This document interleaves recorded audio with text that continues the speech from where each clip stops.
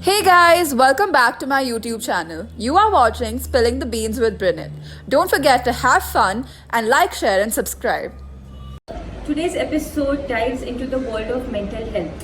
Whether you are looking for support, understanding, or just a bit of inspiration, we are here to remind you that you are not alone. Let's break the stigma and promote a healthier mind together. Tune in to the first step to a more balanced mind. Today we have Shreya with us, and Shreya, I would like you to introduce yourself to our audience. Okay, hello everyone. I'm Shreya. I'm 21 years old. I just finished my BA in psychology from Flame University, and I'm going to be pursuing my MSc in clinical psychology from Christ University. Lovely. So, starting and being true to the topic, the first question is what basically are our primary emotions and how do they differ from our secondary emotions? Okay, so primary emotions, like if you have to compare it with something, it's like primary colors. You know how you have some certain primary colors, which is red, blue, green, and yellow. These are your primary colors, and when you mix them is when you get your secondary colors. So that's how primary emotions and secondary emotions are. There are 6 different primary emotions, and these are happiness, joy, surprise, fear, anger, and disgust. So these are the 6 primary emotions, and now secondary emotions are like the feelings that you feel. Like in love, you feel warmth, you feel affection. So all of that are your secondary emotions, and this is how you differ the both of them. Okay, so according to you, do you feel that in today's world, are we more into primary emotions or we are more into secondary emotions? I think it's very it depends on situations, but because of the hustle culture that is there like present now, I think people are stuck on the primary emotions level and they're not going deeper into the secondary emotions. They're not able to express it per se. So yeah, for like this particular world that we're living in and this particular generation, it again, like I said, it depends from situation to situation, but generally I feel that people are still stuck at the surface level and they're not ready to go to the deeper level. So, and also, why do you think it's the reason that this is happening on a larger scale? It's mainly because of like the stigma that's there around, of like, you know, men shouldn't cry. This is just one like stigma that I've said, but how they shouldn't express their emotions because they're supposed to be strong and stuff like that, which is why they suppress a lot of the emotions they feel and they're not able to connect with their emotions. And this is just one example I'm giving where men are in this particular situation, but there's a lot of other stigma, a lot of other stereotypes that are there in today's world which cause people not to like express themselves. This can also be when it comes to the identities of individuals. So we do know that there's the LGBTQIA plus community, and it's great that now people are starting to open up and people are starting to talk about their identities, but there's still a large bunch of people who are still closeted, who don't want to open up and talk about the feelings because of what will society say or what will people think. So yeah. So now that you said, it's also striking me that there's so much of feminism and femininity and women power and all of those topics on those labels. So is it also true that because of these labels, there was a tag before where they would say ki if you're a woman, you have all the soft emotions, you're easily able to cry, and all of that under the umbrella.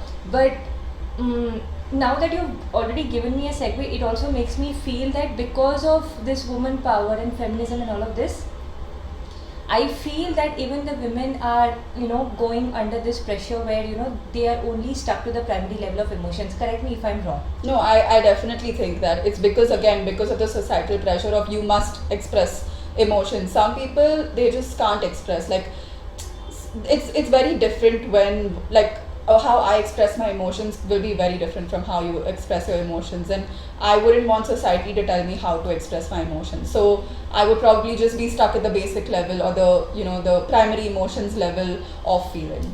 So yeah. Okay. So the second one is, do you think culture and the tradition and the background from where we come, they all are interdependent on the way how we feel and we emote? Yeah, I definitely think so, because one thing that we learned about even in our courses and our classes is the different types of cultures that are there, and you can broadly classify them into individualistic cultures and collectivist cultures. So just to give you a little bit about what these are, individualistic cultures are when people are okay to be by themselves, they don't need other people to be dependent on, and collectivist cultures is when they need people. So Asian countries like India, we are more collectivist in nature because we need our family, we need family support, we need friend support, and we need each other to depend on each other. While countries like the USA, they are more individualistic in nature. And I strongly believe that the way you are brought up, the way the culture in which you are brought up, or the environment in which you are brought up, does play an important role in the way you emote. So even when it comes to India, like I already spoke about, like, the stigma or everything that is that India is a little backward when it comes to, like, people expressing their emotions. Of course, now people are opening up more, but back in the day, I'm sure, like I already mentioned, men were told not to cry, to be strong, or women were told to cry and to be strong. So the way you are brought up is the way you are going to behave even in future. So if you see a lot of men now, they don't express emotions, they suppress everything, and when it comes to women, they are more expressive. So, and that also plays, like, yeah, basically that itself, like in collectivist cultures, what family says to you, what society says to you matters a lot. So even when you are, young, and at a young age, when people are telling you how to express your emotions, how not to express your emotions, it plays a very important role because you tend to listen to them. But when it comes to individualistic cultures, of course, family does play an important role, but they don't need family to depend on each other. They're very self-sufficient in their way, and they're brought up that way. They're learned, like they've been taught that way from a very young age. So they have different ways of expressing their emotions, and for them, it's like whichever way you feel comfortable in expressing your emotions, you can do that. And I also feel that media plays a very important role. So Hindi Bollywood movies also, like, have this same big stereotype of, this is how things are supposed to be, this is how, women are supposed to be at home, and all of that. So people viewing this particular type of media, they learn from it, they observe from it, and they implement all of that. So because they also look up to the celebrities that they are watching. So yeah, it does play an important role. I'll give you a very personal example about me only, like what you said right now, right? I mean, before I could start, get out of home and start living alone, the way I was aware about my emotions was on a very shallow level, because I don't think I ever even knew what is primary and secondary emotion. So I mean, बुरा लग गया तो you'll either frown or you'll get upset, and then the easiest way to express that is go without talking, or just being introverted completely. But I think ever since I've been living alone, I've realized one thing, that I don't have that kind of a support system that somebody's going to come and check on me. So I'm there for myself. And secondly, in the recent past, I understood that when you become that kind of a person, especially when you're living alone, because you have to do everything by yourselves, and most importantly, whether you're feeling mentally and physically okay or not okay, you are your only Samaritan there. So this interdependence is a very new thing which has come. So what do you think, does this really play a major role? Because in today's time, we don't want somebody to come and tell us how we should be feeling in a particular situation. Like for me personally, maybe there are days on a given subject I will go all out and I'll be very expressive, but at the same time, maybe samne se somebody is going to come and tell me that this is not how you need to emote here. But then in my head I am like, but I know what I'm feeling, I don't want you to tell me how to emote or how to react or respond here. So do you think that this is the right kind of way, or based on how each one of us is progressing and ascending in life, all of these keep changing? So I feel like there's a very thin line when it comes to this. So of course you have your own opinions, you have your own rights, you have the right to emote the way you want, and no one can come and tell you how to emote because you know what you feel the best. But then this hyper independency that you spoke about, it can fall on the other spectrum as where as well, where you don't ask for help at all, which shouldn't be the case. Like, of course, you are self-sufficient, you can, look after yourself, but when it gets too extreme, you also need to know that it's okay to ask for help. Now, this is different from like people telling you how to emote. Of course, that is not okay, but when it comes to asking people for help, that's okay. So I feel like there's a thin line where you can either fall on like either sides of the Sides. spectrum. Exactly.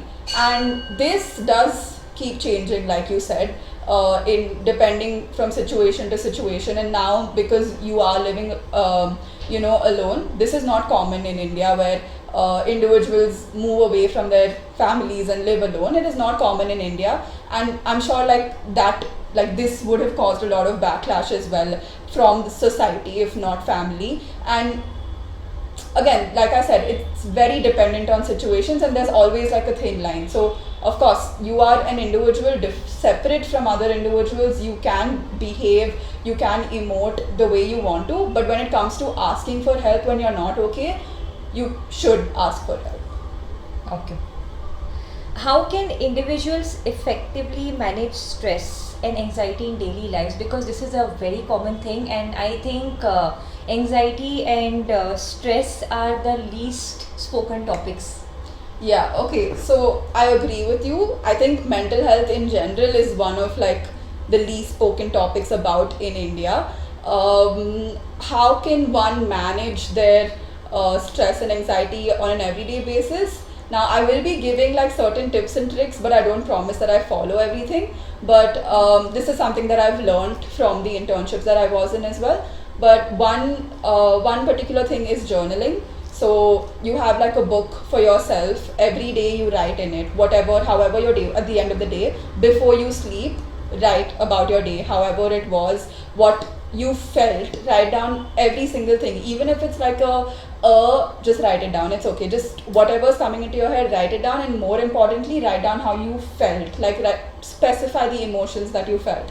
One is journaling. Second is certain grounding techniques. So there are certain grounding techniques, such as there's something called 5 4 3 2 1. So sometimes when you're going through a particular situation, your mind is like all over the place, and you're not able to focus on what's happening at present. So to bring your mind back to where it is right now, you practice certain grounding techniques, such as 5 4 3 2 1, which I will be explaining, and box breathing. These two are something that I've learned about.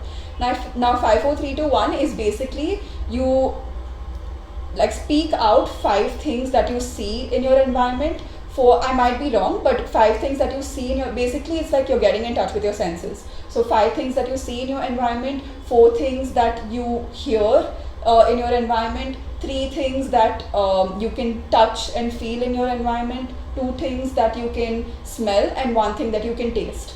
So you do this like it's just a 5-minute thing. So let's say you're going through a particular situation and you use the 5 4 3 2 1 technique, it brings you back to where you are. So of course, it's not like your stress or anxiety is gonna go away, but then for that particular moment, your mind will be back where you are, and you can probably focus on what you are doing a little more better. So 5 4 3 2 1 is that technique. And another is box breathing. It's basically like a box. So you breathe in for 4 seconds, hold, and breathe out for 4 seconds and hold. And you practice this 10 11 times till you feel fine. So you basically, when you are under like a very stressful situation, or when you're anxious, sometimes your heart rate is really fast. So to bring back your heart rate to a normal level, you do these exercises, such as box breathing. Apart from that, there's always meditation, which you can practice daily, even if it is for 5 to 10 minutes. So these are some of the techniques that one can follow to like manage their stress and anxiety levels on a daily basis. Yeah, so but if I'm outdoors, I don't think I can meditate and I can practice box breathing, because again, like we've spoken, there's so much taboo around all of this, and even though we accept all these things, I'm sure if one of us is having an anxiety attack or we are under a stressful situation, it's not going to voluntarily come to us ki box breathing karo, ya 5 4 3 2 1 karo. So what is the another way that I can use hands on, where I don't need to break my head? Because I'll tell you what, sometimes you're just so taken aback and you're just falling rock bottom that you don't even want to sit and journal. You're like, I don't have the energy to even do that. You know, there are times like that, and there are even times you're like, I'm not able to even lie down in peace. There's so much restlessness in me. So how am I even going to sit for a minute of meditation of silence? You know. Fair. Okay, so I just want to specify that like I'm not like any professional yet, so I might not have the right answers, but this is what I think. I think deep breathing can always help. So obviously box breathing or 5 4 3 2 1 is not going to come, you know, at that moment when you're probably having an attack or when you're going under like a stressful situation. But deep breathing is normal breathing, just breathing in and breathing out. So again, that calms down like your body. Another thing that I read in one of the books that I read was having like something on your body that has emotional attachment to you. Now let's say it's a bracelet, and this bracelet is sentimental to me, like it means something and it calms me down. Let's say this is a bracelet that's given by my mother, and I know my mother calms me down. So if I have this on my body and if I am going through a particular situation, like a stressful situation, I can just hold on to the bracelet or like hit myself with the bracelet to remind me that, you know, someone is there for me. So this is something I read in a book. Obviously box breathing or like 5 4 3 2 1 is not going to come to you at that moment, but something of emotional attachment might. So having something on your body that is sentimental to you may also help. Okay, so I think this is one of the most effective things. I think I'm going to implement this, and I think even the audience and the viewers are going to take it into consideration given, you know, our surroundings. Yeah. Okay, moving on. Do you think our personalities keep changing day by day, hourly basis, or it's over like every year that we grow old? So there are many factors that actually cause personality changes. So your personality mainly changes like a lot when in your adolescent ages. So right now I'm not like, it does not change hourly basis or daily basis or anything like that. It's not going to be anything major, but yeah, personalities do change depending on situations, depending on environmental factors. Now there are many environmental factors that can, not just environmental factors, there's there's biological factors, there's social factors, psychological factors that can cause these personality changes. And environment also plays like a really big role in causing your personality to change. So yeah, that's it. Okay. Okay, so moving on to my favorite question. Okay, I want you to go all out and be as honest as possible with the stereotypes, the prejudices, and the taboo related to mental health in general. Like in Okay. general. Okay, so there are many stereotypes and prejudices.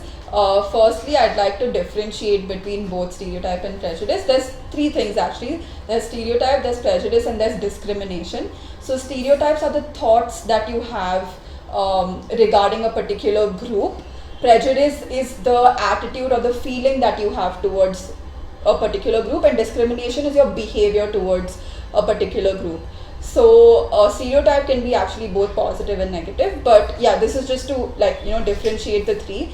But there are many stereotypes that are present. Obviously the common few that I've already mentioned, but there are so many about just seeking therapy, how people have a notion of, you know, I need to, but like psychologists are just listening and giving advice. Why do I need to go to them? Like I can give myself advice, I can calm myself down. They're just listening to me. Or psychologists are your best friends. That's not true. Like there's a very like there's a differentiation between a best friend and a psychologist. A psychologist, and this the relationship between a therapist and a client is strictly professional. They're not your best friend, and they're not going to give you advice. They're simply going to help you come to a solution on your own, and they're going to guide you through that process. So there are so many stereotypes that are attached with just people coming to therapy, and of course society has played a very important role. And I also think that media has also played a very important role. Like there have been many movies where there have been bad portrayal of, you know, the setting of a therapy session, and also like good portrayals. Right now I'm not being able to think of any, but there's a movie called Good Will Hunting, which I think also 13 Reasons Why is based on a similar thing. yeah, Right? yeah, Never Have I Ever, Dear Zindagi. In Dear Zindagi, towards the end, there's transference happening from Alia Bhatt's side to Shah Shah Rukh Rukh Khan's Khan. side, Yeah. right? So, and Shah Rukh Khan says, I can't be a therapist anymore, and that is right. Like, when you see transference happening from one side, you stop it. Sorry, I like sort of deviated from the topic, but like I was saying, media has like different types of portrayal when it comes to therapy, when it comes to mental health in general, and not just like they won't explicitly say, oh, mental health, but it's just also like we spoke about in the beginning, how people emote and how people emote and how they don't. Like, even these small things are seen in media, and people usually, especially like younger audience, adolescents, they learn from these movies or cartoons that they're watching, and they absorb from them, and then they implement it. Because like I also, like we had spoken about in our personality question, like I said, the adolescent years are very important when it comes to shaping your personality. So environmental factors and the things that adolescents watch, all of that influences. So when media plays a very big role in creating these stereotypes, people are obviously going to be hesitant to take up therapy, or just hesitant to speak about mental health or be open to emoting.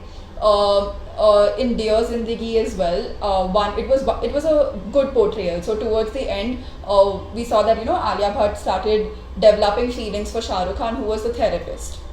This is known as transference, and this is when in a case like this, the therapist has to stop the relationship with the client, and they have to tell the client to go to some recommend the client to go to some other therapist, and which is what Shah Rukh Khan in the end he did, and he said that this relationship has to end because transference was involved.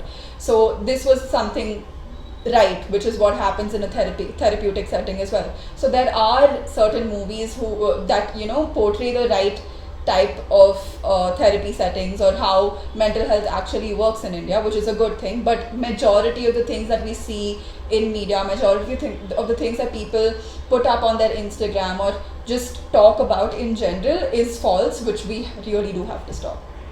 Yeah. So I would also like to, like personally share something with you. Like, I mean, based on personal stuff only. When you go through certain things, sometimes you yourself haven't accepted the entire, the terminologies that are used. And when such things happen, you are first dealing with it firsthand, and then secondly, once you've understood key, oh, these are the symptoms which were recurring, and now I can understand. And Google is a blessing and also a bane, but based on whatever the knowledge that we can take from Google, we try and understand our symptoms, we try and understand what is it that we can do to help ourselves first. Also, it also feels that sometimes you are just completely burnt out with the symptoms and with everything that you're going through, and you feel, I cannot go and speak to somebody and repeat the whole thing again. Like, personally, if you ask me, I don't think, I have nothing against a psychologist or psychotherapy or anything, but just the thought of going and speaking to somebody whom I don't know, and starting everything from box one, it's very exasperating mentally and emotionally as well. So I sometimes feel that there are maybe people like me as well, where they feel कि यार दोबारा से नहीं कर सकते ये, it's better to just shut up and go through what you're going through. And the glitch comes in here just because, so there are different kinds of methods also of dealing with your pain and with your mental health, right? And I'm sure that you must have come across this with a lot of other people around you, where you just want to call it a day, or you just want to call in sick. And just because you've told somebody I'm calling it a day or I'm calling in sick, they feel ki, okay, you are not supposed to be on social media, you're not supposed to go out, get a coffee, you're not supposed to go to a movie, you just need to sit and have a sulk fest. And I personally went through this, that I actually said I want to call it a day, and after 3-4 hours I get to hear कि कहाँ पर, मतलब where are you feeling emotionally low, अच्छी खासी तो बाहर जाके आई. And in my head, like, just because I've gone out or I've smiled or I'm laughing or I've told you I went and got a coffee for myself doesn't mean that I'm not feeling low or I'm not feeling depressed or my anxiety is completely vanished away from my body. So what do you have to say over this? I mean, is this a very sensitive thing? Like, people do need to understand that everybody's coping mechanism is going to be different irrespective of whether I have a psychologist to myself or I don't. No, I completely agree with you. I definitely think that, you know, the way you cope with something will be very different from the way I cope with. I will probably shut myself down, be in my room, be under my blanket, but you might go grab a cup of coffee. That's okay. And I definitely think that people around us need to understand that. When someone says, I'm calling in sick, people usually assume that it's physically sick and not mentally sick. And be it either physically sick or mentally sick, if they see you out, yeah, they're going to call you out on it, which is absolutely wrong. And that's what I'm saying. That is where society comes in play, and that is when they're like, oh, you can't do this. And because they're saying that to you, and because they're repeatedly saying that to you, it's like getting ingrained in your brain that, oh, I'm not supposed to behave like this even though I'm feeling this way, which is not true at all. You are allowed to feel however you are. Even if I am happy, I can go out shop. Even if I'm low, I can go out shop. That maybe help, like that probably helps me feel better. So the way you cope with things is very, very different from how someone else might cope with things. And I really think that, people should start realizing that and accepting it the way it is. And I think people also need to understand that physical health is as important as mental health. And coming to your first part of like your question, where you said, you're just burnt out from everything, and you don't want to explain whatever you're going through to a person you don't know at all. So I want to address this because this is something I think a lot of people think about, and I think a lot of people don't take the first step to go to therapy solely because of this reason. And I understand what you're going through, but at the same time, what I want people to know is that it's the therapist's role to form a bond, to form the rapport with the client.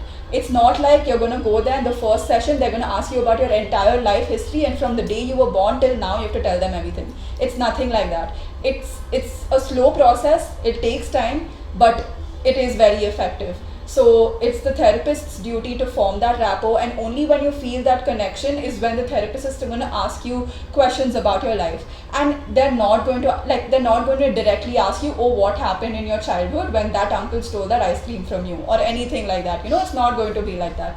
They're going to start from what you're feeling here and now, just normal instances, what the weather is like today, how the traffic was, or anything like that. And then they're going to get talking about your life, and they're not going to force you out. It's not going to feel like an interrogation. It's actually just going to feel like a conversation at the end of the day, and you yourself will open up eventually. So yeah, I just wanted people to know that.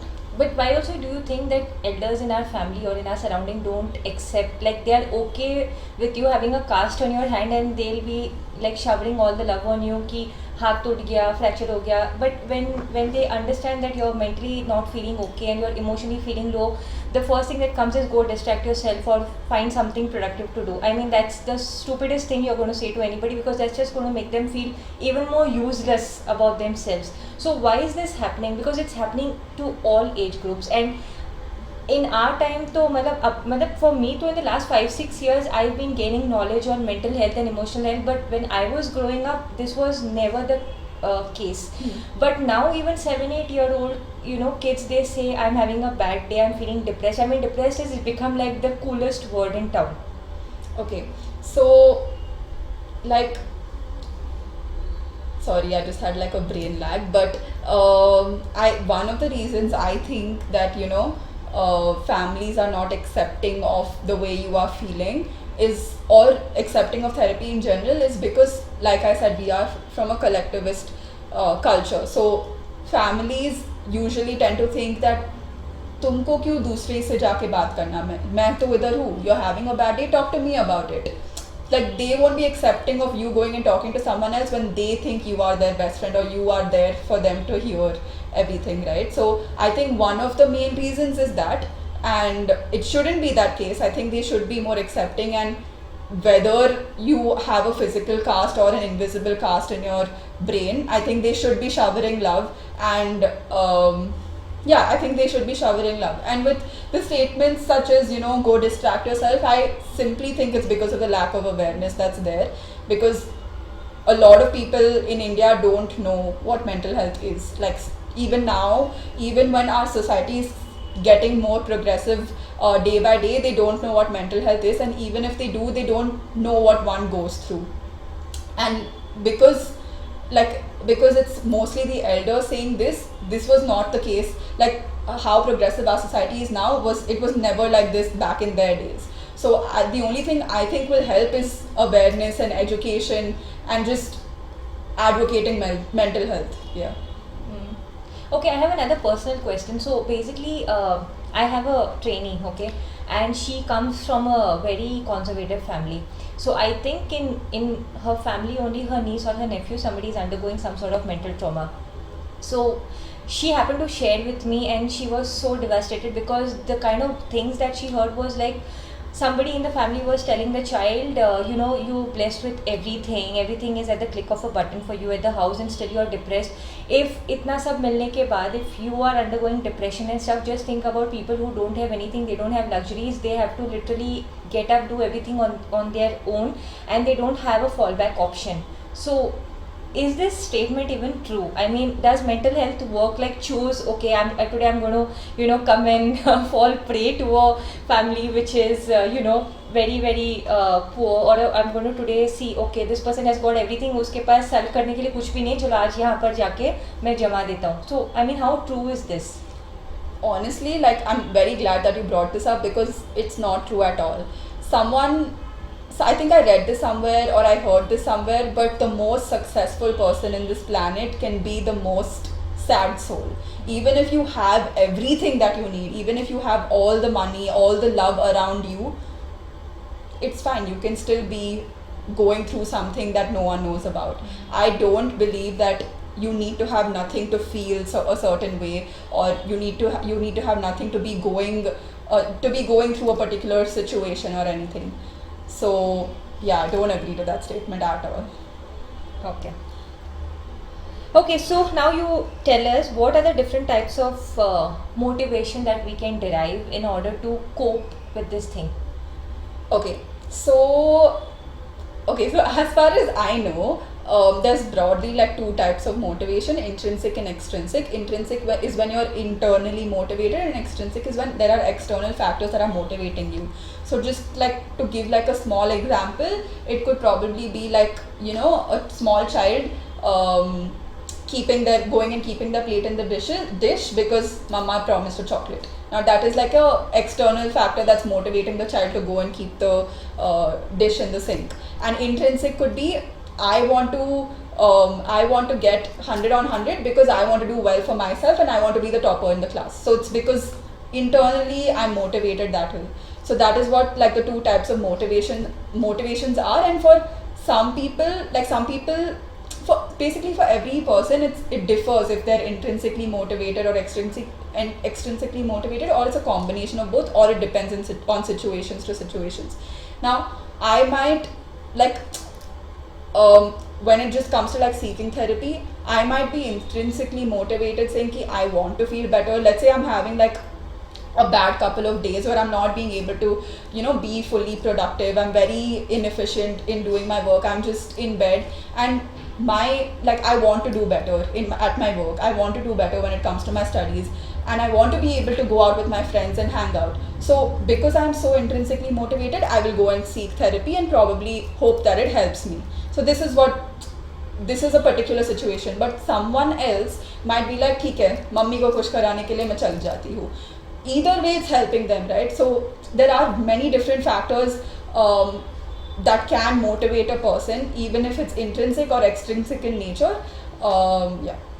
Okay, is food also part of motivation? Yeah, of course. Like I mean, does it really work that you go into a food coma zone and then you feel, or they say ki I need food therapy, does it really work?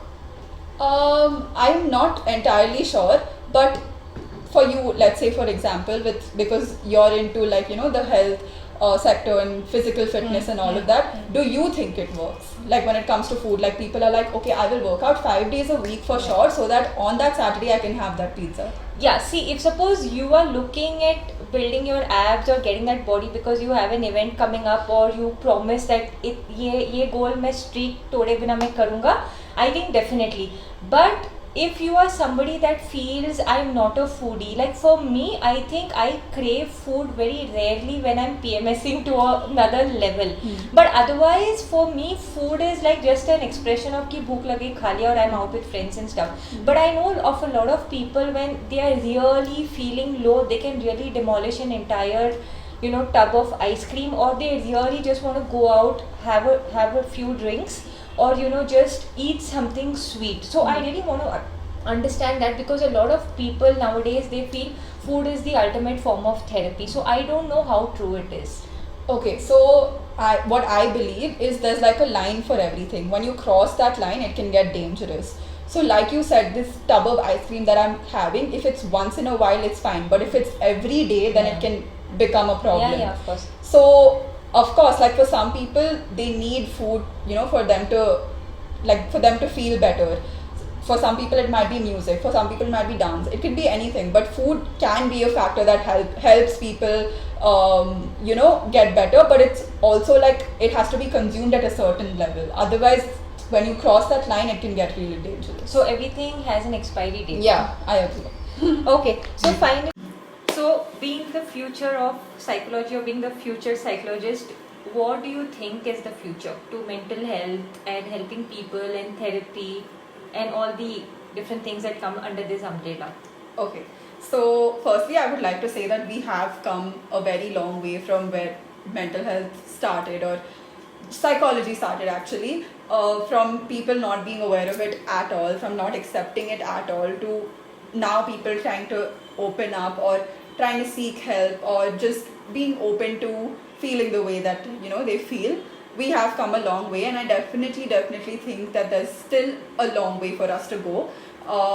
Talking about the future of mental health, I think AI has played a very important role in many different sectors, and I also think that it has played an important role in mental health as well. And like there are two sides to every coin, I think there are both pros and cons with AI coming into the picture. Of course, with the help of AI, therapy or mental, like just help, is more accessible to people. Now there's something called chatbots that some mental health organizations have on their websites, or just different websites that have chatbots, where you can go and type in your concern, or just whatever you want to talk about, and you get AI generated response. So that way it's good that it's more reachable to people who are scared to come out of their box, or be seen while taking therapy or seeking therapy, and for the people who can't afford therapy. So in that way, it's good, because AI is sort of reaching out to a mass population, and spreading good about mental health awareness. But the disadvantage is also that I think that when it comes to seeking therapy, when it comes to getting better with emotions, I think there's a human touch that's needed.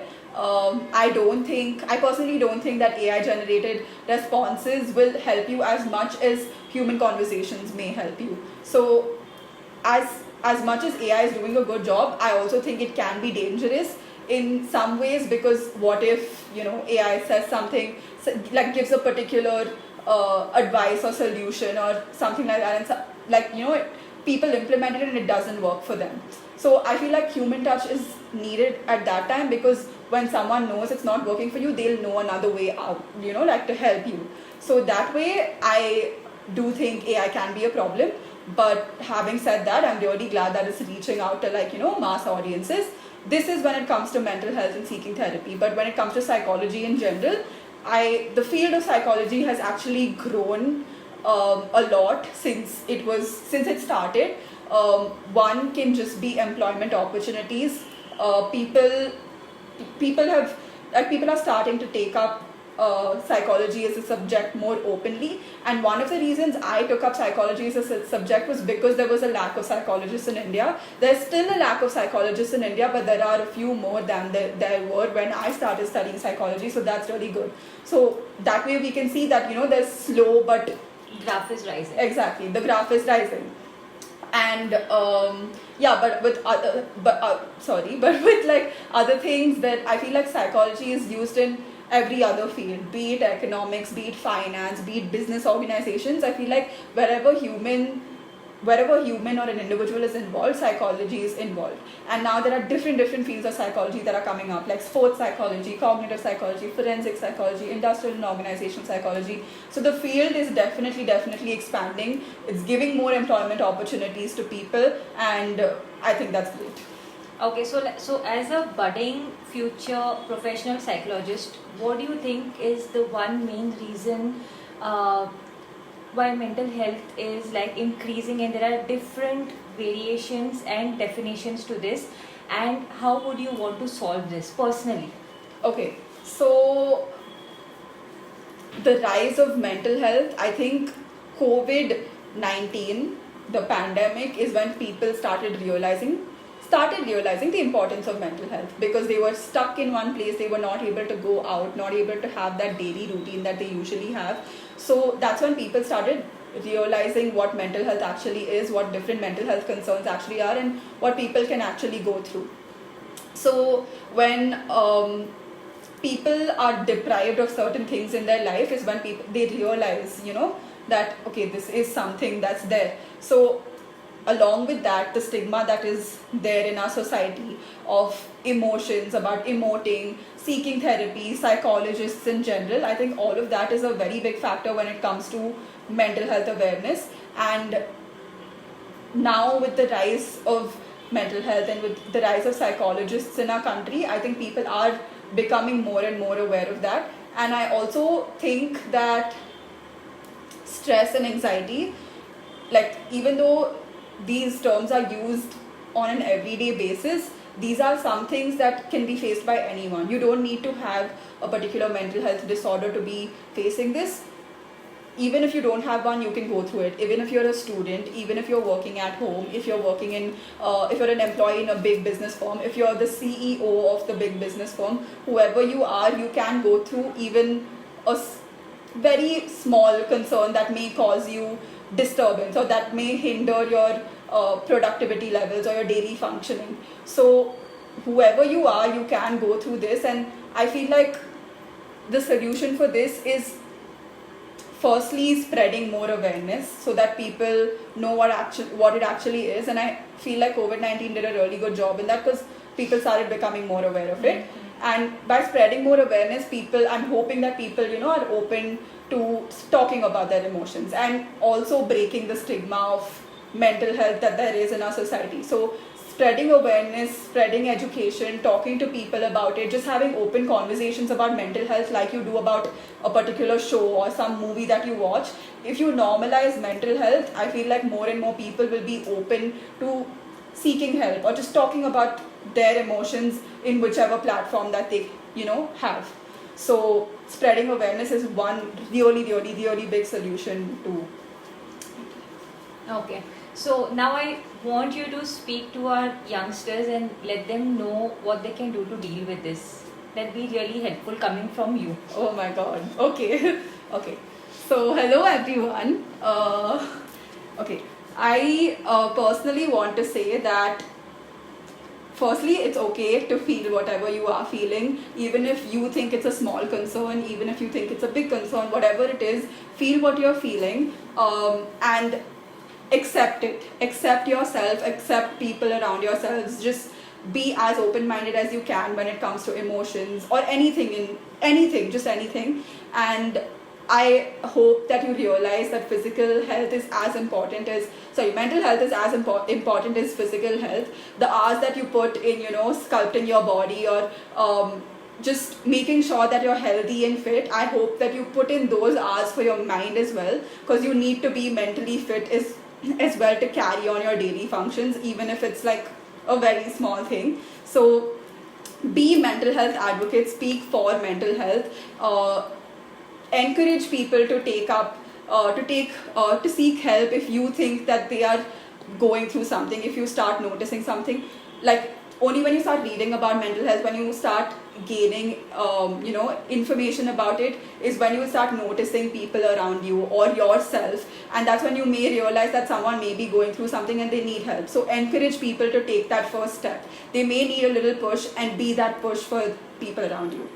Lovely. And finally, I also want you to tell all the aunties and uncles out there what they can do, or if they cannot do anything, just to be accepting. And most importantly, even they might be going through the same thing, but because they come from a very primitive and a regressive kind of tradition or a brought up style, they feel ki all these never existed in our time, so it does not exist anymore. So Okay, so to all the aunties and uncles out there, if you want to be cool and if you want to be of this generation, then one way you can do is by accepting people's emotions, by accepting your own emotions, and just being there for whoever you can in whatever way they feel comfortable.